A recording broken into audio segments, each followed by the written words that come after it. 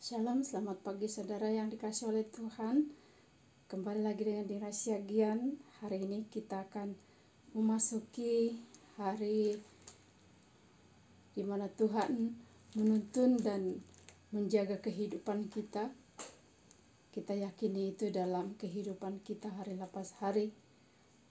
Oleh karena itu mari kita merenungkan firman Tuhan dari 1 Petrus 4 ayatnya yang ke-7 sampai ayatnya yang ke-11. Demikian firman Tuhan. Kesudahan segala sesuatu sudah dekat, karena itu kuasailah dirimu dan jadilah tenang supaya kamu dapat berdoa. Tetapi yang terutama, kasihilah sungguh-sungguh seorang akan yang lain, sebab kasih menutupi banyak sekali dosa. Berilah tumpangan seorang akan yang lain dengan tidak bersungut-sungut. Layanilah seorang akan yang lain sesuai dengan karunia yang telah diperoleh tiap-tiap orang sebagai pengurus yang baik dari kasih karunia Allah. Jika ada orang yang berbicara, baiklah ia berbicara sebagai seorang yang menyampaikan firman Allah. Jika ada orang yang melayani, baiklah ia melakukannya dengan kekuatan yang dianugerahkan Allah, supaya Allah dimuliakan dalam segala sesuatu, karena Yesus Kristus ialah yang mempunyai kemuliaan dan kekuasaan sampai selama-lamanya. Amin. Demikian firman Tuhan. Kita akan merenungkan firman Tuhan ini dengan tema hidup orang Kristen. Hidup orang Kristen. Dikatakan di sana bagaimana kehidupan orang Kristen itu, dia yang pertama harus dapat menguasai diri dan jadilah tenang. Bagaimana dikatakan kuasalah diri dan jadilah tenang agar dapat berdoa. Kalau kita tidak tenang, gusar, gelisah, maka kita tidak dapat berdoa. Jadi hendaknya untuk kita dapat berdoa sebagai orang Kristen, kita harus dapat menguasai diri dan jadi tenang sehingga kita dapat berdoa. Dalam situasi apapun, kita harus dapat menguasai diri agar kita boleh tenang. Kita bisa lihat itu di ayat yang ke-7.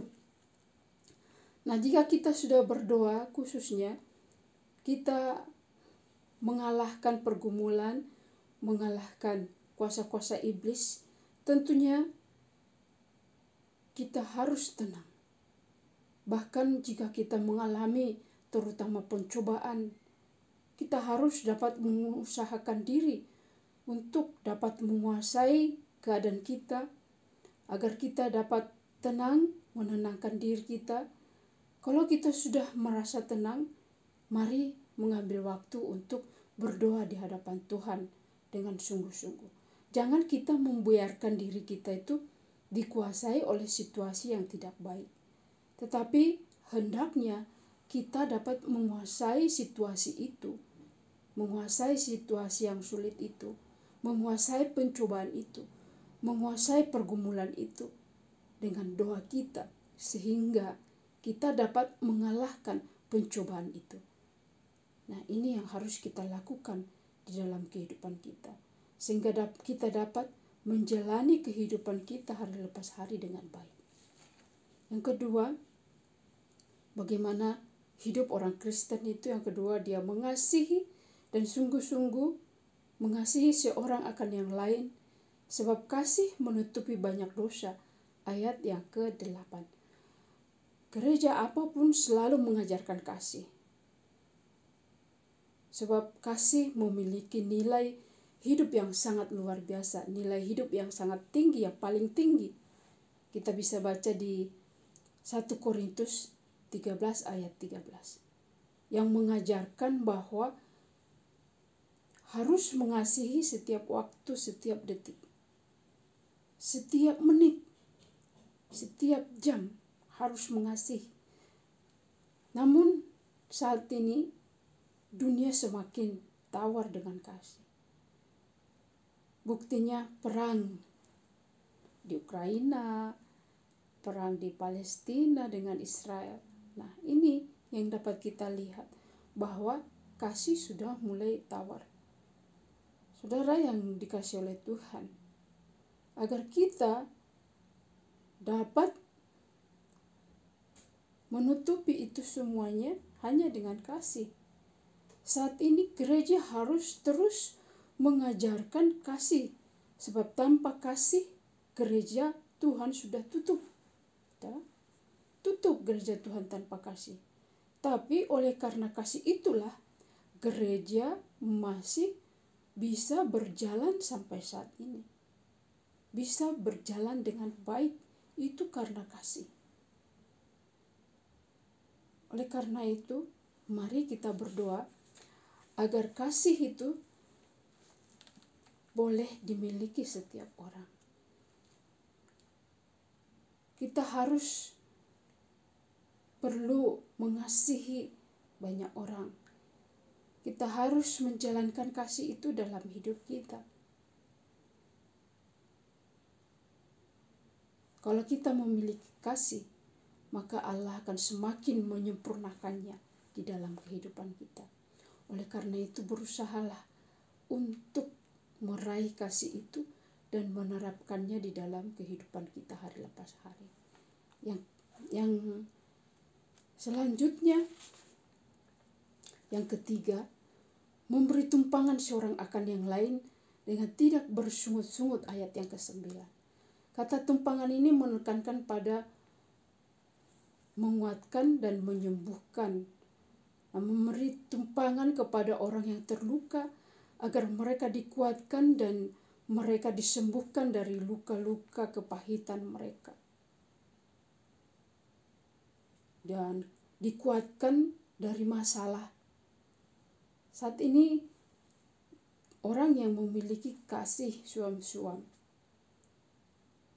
tidak bisa menguatkan orang.